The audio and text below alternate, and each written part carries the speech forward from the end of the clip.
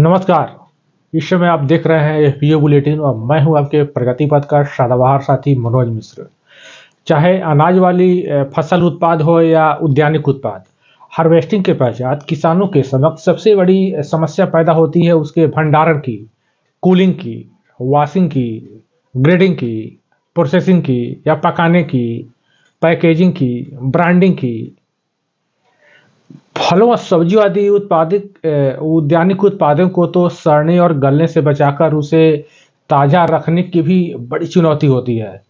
और फिर इन उत्पादों को सुरक्षित परिवहन अथवा ढुलाई के द्वारा मार्केट तक समय से पहुंच सुनिश्चित करने का जोखिम भरा हुआ जटिल कार्य आरंभ होता है।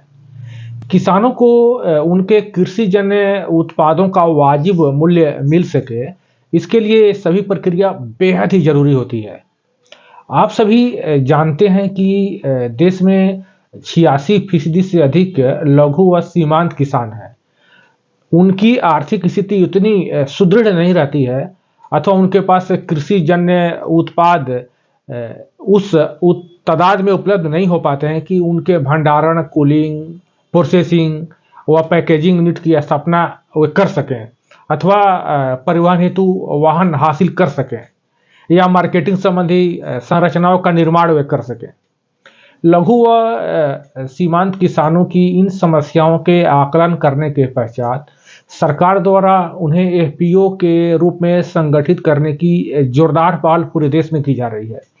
हालांकि अभी भी अपने देश के किसान एफपीओ की व्यापक महत्ता को नहीं समझ पाए हैं, जिससे वे अभी भी एफपीओ के व्यापक लाभ से कोसों दूर है।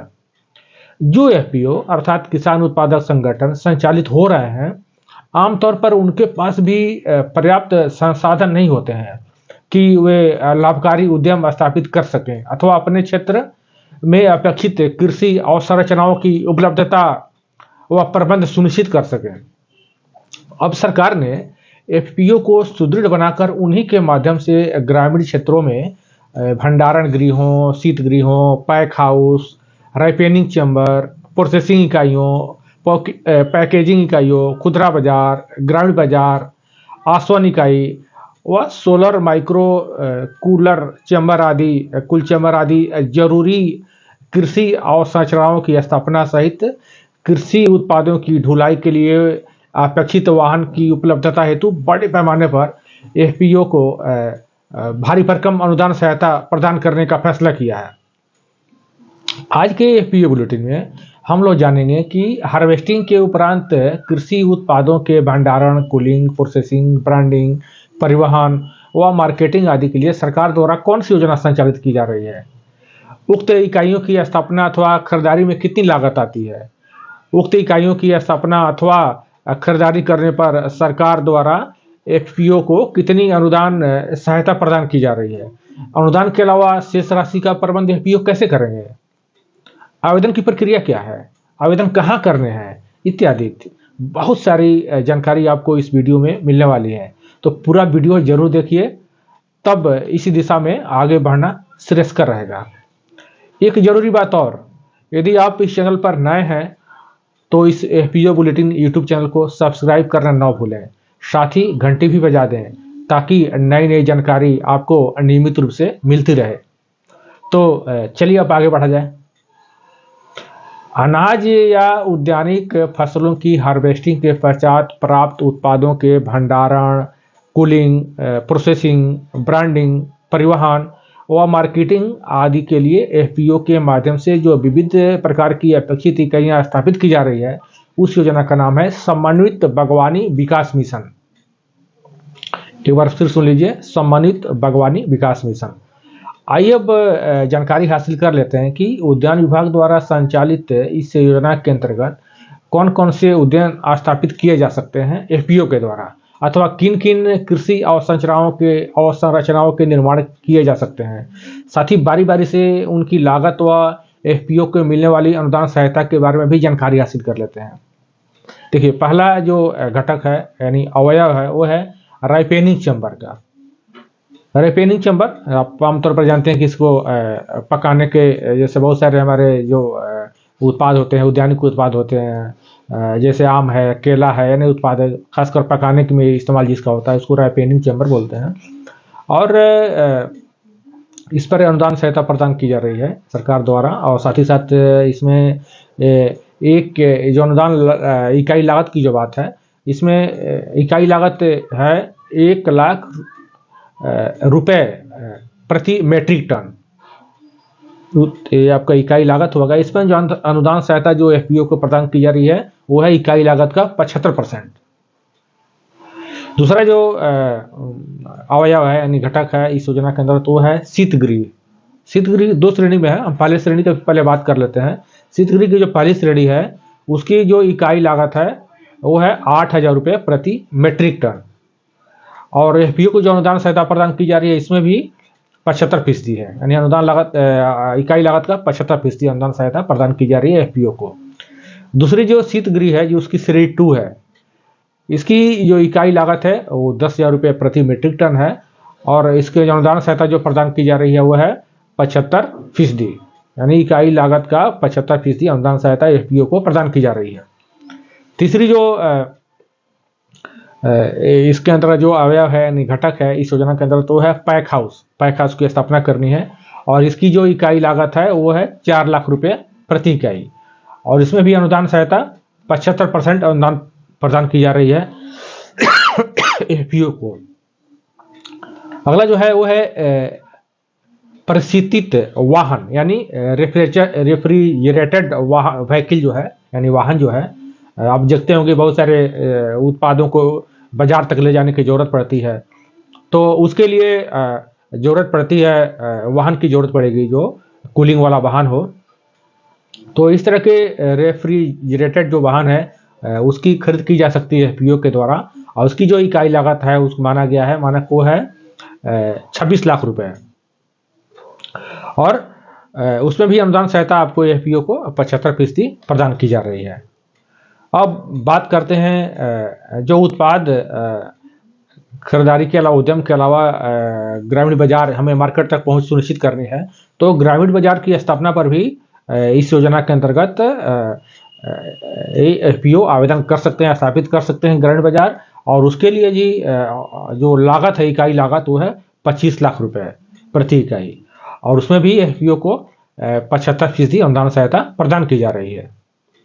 अगला जो है जिसके बारे में चर्चा कर रहे हैं वो है खुदरा बाजार, यानी रिटेल मार्केट। रिटेल मार्केट भी एफपीओ स्थापित कर सकते हैं और इसकी भी इकाई लागत 15 लाख रुपए प्रति इकाई माना गया है। और इसमें भी अनुदान सहायता 75% एफपीओ को प्रदान की जा रही है। इसी तरह एफपीओ के समग्र सुदृढ़ीकरण के लिए या उनके कारोबारी उत्थान हेतु राज्य सरकारें अन्य कई तरह की योजनाएं भी संचालित कर रही हैं। जैसे बिहार सरकार द्वारा एक महत्वाकांक्षी योजना संचालित की जा रही है, इसका नाम है मुख्यमंत्री बागवानी मिशन। आइए अब इसके अंतर्गत भी एफपीओ के लिए लाभकारी दो उद्यमों के बारे में जान लेते हैं। तो इसमें देखिए, इसमें पहला है वो है घटक, वो है सोलर माइक्रो कूल चैम्बर स्थापित करने हैं।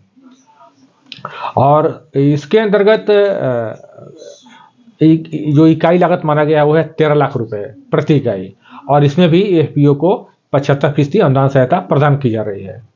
इसके अंतर्गत एक और उद्यम स्थापित किए जा सकते हैं आसवन इकाई की। आसवन इकाई की यानी डिस्टिलेशन यूनिट स्थापित करनी है।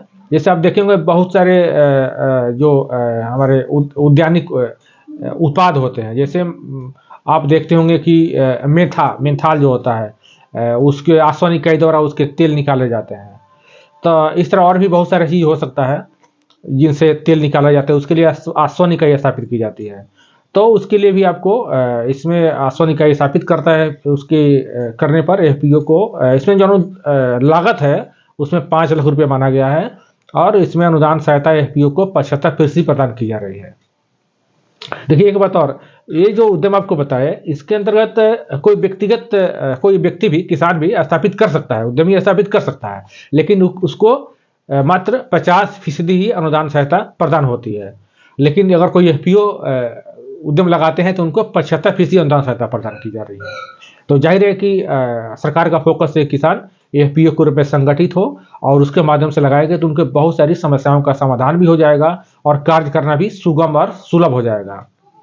हाँ देखिए, अब बात कर लेते हैं। देखिए अभी जो अनुदान की बात की है बाकी जो शेष राशि बचती है अनुदान के अलावा, उसका प्रबंध एफपीओ बैंक ऋण के माध्यम से कर सकते हैं।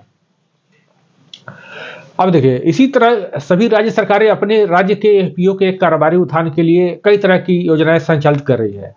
अब बस जरूरत है एफपीओ को अपने कारोबारी आवश्यकता के अनुरूप सही दिशा में कदम ताल करने की। अब देखिए, आवेदन की प्रक्रिया के बारे में थोड़ा हम समझ लेते हैं। देखिए, अपने राज्य के आप जो भी एफपीओ मेरी या उद्यमी जो या निदेशक या सीईओ हमारी बात को सुन रहे हैं, वीडियो को देख रहे हैं, तो आपको योजना को अगर समझ गए हैं तो आवेदन की प्रक्रिया को भी समझ लीजिए। आप अपने राज्य के उद्यान विभाग के वेबसाइट पर आवेदन ऑनलाइन कर सकते हैं। जैसे यदि आप बिहार राज्य के निवासी हैं और यहाँ कार्यरत एफपीओ है, तो यहाँ के एफपीओ हैं, तो आप यहाँ के एफपीओ उद्यान विभाग की वेबसाइट जो है आप नोट कर सकते हैं, आप जानते भी हैं, जैसे आपको स्क्रीन पर भी दिखाई देता होगा। वो है horticulture.bihar.gov.in। इस पर जाइए और इस पर जाकर आप ऑनलाइन अप्लाई कर सकते हैं, उसमें से आप किसी भी अपने इच्छित उद्यम के लिए। इस योजना के बारे में अधिक जानकारी के लिए आप अपने जिले के सहायक निदेशक उद्यान से अथवा प्रखंड उद्यान पदाधिकारी से भी संपर्क कर सकते हैं। किसी तरह की असुविधा हो तो आप राज्य स्तरीय तकनीकी सहायता दल के मोबाइल नंबर आप नोट कर लीजिए 8789734271। इस पर भी आप संपर्क कर सकते हैं और आपको किस तरह की कोई दिक्कत महसूस हो रहा है तो उनसे आप सहायता मांग सकते हैं, ले सकते हैं, मार्गदर्शन ले सकते हैं। इसके अलावा किसी तरह का कन्फ्यूजन की स्थिति आपके पास हो, कन्फ्यूजन की स्थिति में आप कमेंट बॉक्स में भी लिख सकते हैं, यहाँ से भी आपको समुचित मार्गदर्शन मिलेगा।